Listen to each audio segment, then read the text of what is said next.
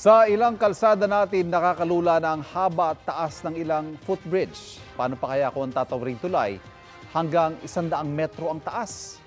Para kang araw tumawid sa langit kung daraan dyan sa tinaguriang Stairway to Heaven sa Germany.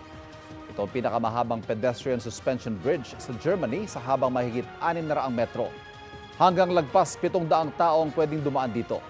Tiyak daw na matibay kahit sa mga bagyo at pag-ulan ng niebe dahil ang mga pundasyon nito ibinaon sa kabundukan sa lalim na 21 metro. Binuksan na ang tulay ngayong araw matapos abutin ng 6 na taon ang pagpaplano at pagtatayo nito.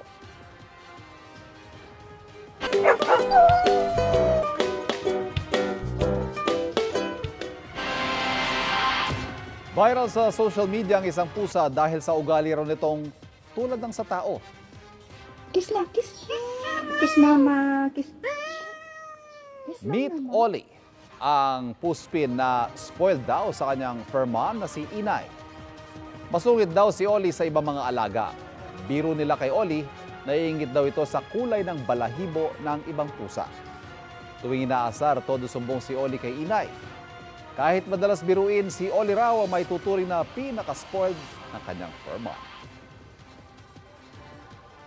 Mga kapuso, dahil pwede na rin isama sa ilang mall ang mga alagang aso, naku, ito Ivan, may panukalang batas ngayon sa Kamara para maglagay ng lugar para mapag-iwanan na ng mga aso.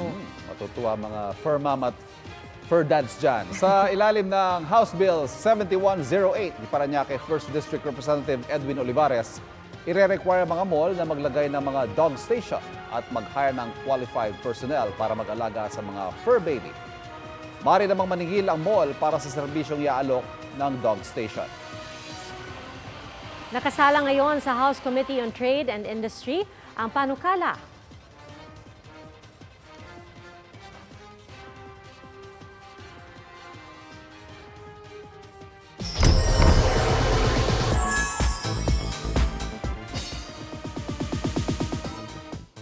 It's showtime sa GTV at Eat Bulaga naman sa GMA. Tinutukan ng mga manonood kanina ang pinakamalaking plot twist sa noontime shows. Ang back-to-back na saya sa aking chika.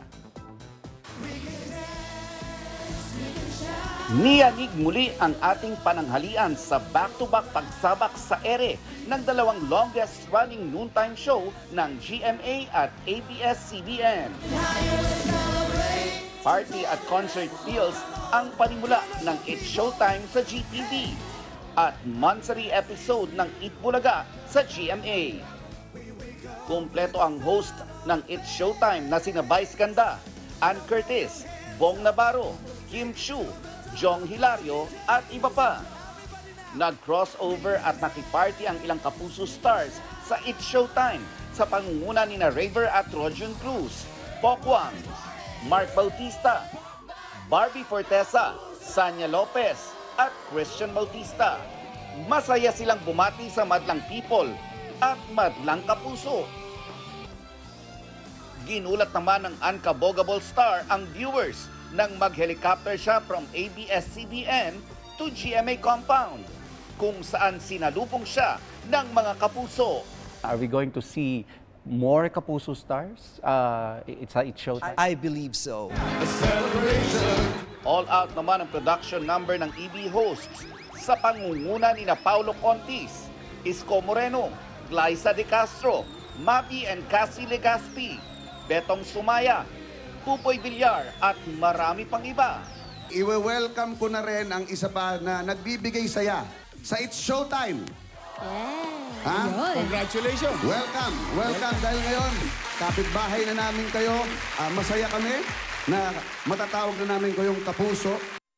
Mas pinatindi rin ang segments ng dalawang programa tulad ng Biritan to the Max sa Grand Finals ng tawag ng tanghalan duets sa It's Showtime at G sa Gedli at Scan na All ng Eat Bulaga.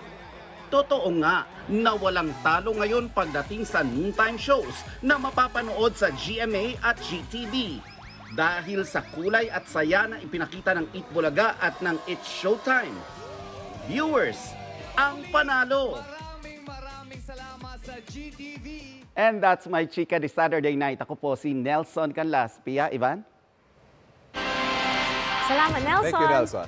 At yan po ang mga balitang ating tinutukan ngayong Sabado mula sa Tahanan ng Katotohanan. Ako po si PR Kanghel. Ako po si Ivan Mayrina. Ito ang GMA. Walang kinikilingan, walang pinoprotektahan. Walang kasinungalingan, serbisyong totoo lamang. At dahil di natutulog ang balita, Nakatuto kami 24 oras.